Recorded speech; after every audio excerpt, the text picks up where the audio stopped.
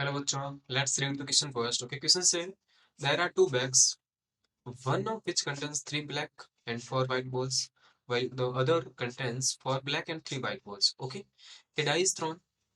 If it show of one or three, a ball is taken from the first bag. But if it show of other numbers, okay, other number means what? 2, 4, 5, 6, यानी कि 1 और 3 को छोड़ के सारे number जो dice के अंदर 6 तक होता है हमारे पास टोटल नंबर, तो उनमें से okay A ball is chosen from the second bag, find the probability of choosing a black ball. चलिए तो हमने यहाँ पे कहा कि given bag one contains 4 white and 3 black balls and bag 2 contains, bag 2 के अंदर देखिए क्या है, 4 ब्लैक और 3 white है। Okay, that means 3 white and 4 blacks. यदि टोटल की बात करोगे तो बैग 1 के अंदर भी हमारे पास 7 है और इसके अंदर भी 7। ओके, चलिए अब हम बात करते हैं कि उसने क्या कहा है कि a dice is thrown. Okay, if a dice is thrown, okay, then sample space हमारे पास क्या होगा, 1, 2, 3, 4, 5 एंड 6।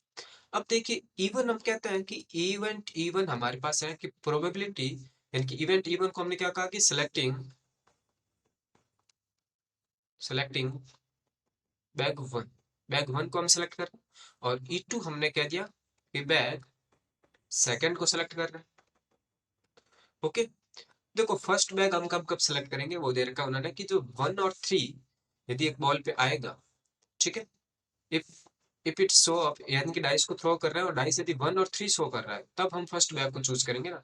तो डाइस 1 और 3 शो करें यानी कि फेवरेबल प्रोबेबिलिटी ऑफ इवन, अब हमारे पास क्या हो जाएगा, आप लिखोगे कि favourable by total.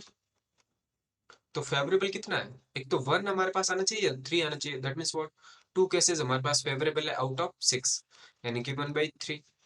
And probability of E two, अब हमारे पास क्या है कि 1 और 3 को छोड़ दो बाकी जितने भी आ रहे हैं, तो बाकी हमारे पास कितने हैं टोटल देखिए, 2, 3, सॉरी 2, 4, 5 और 6, यानी कि 4 नंबर है हमारे पास, यानी कि 4/6 दैट इज 2/3। तो ये बैग सेलेक्ट करने की प्रोबेबिलिटी आ गई।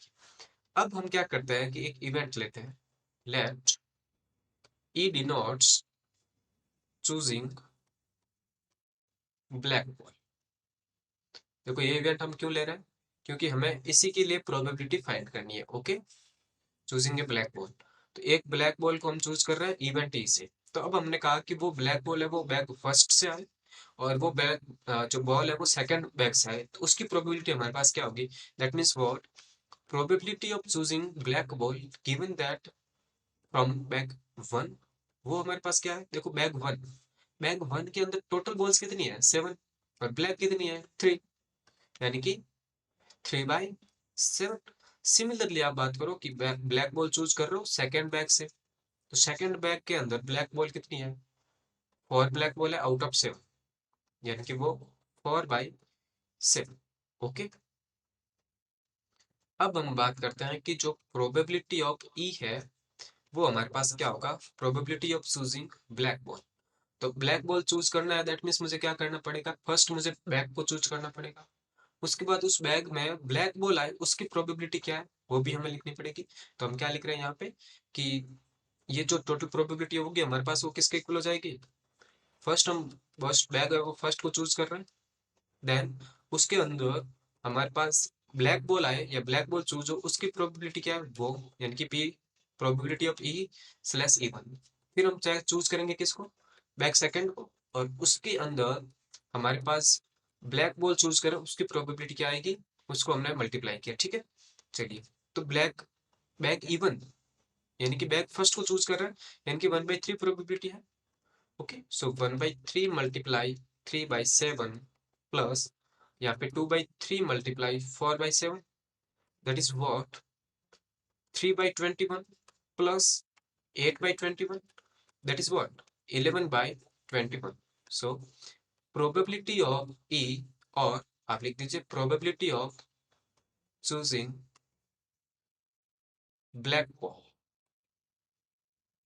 Is what 11/21। 21. Okay, I hope you understood the solution. Thank you.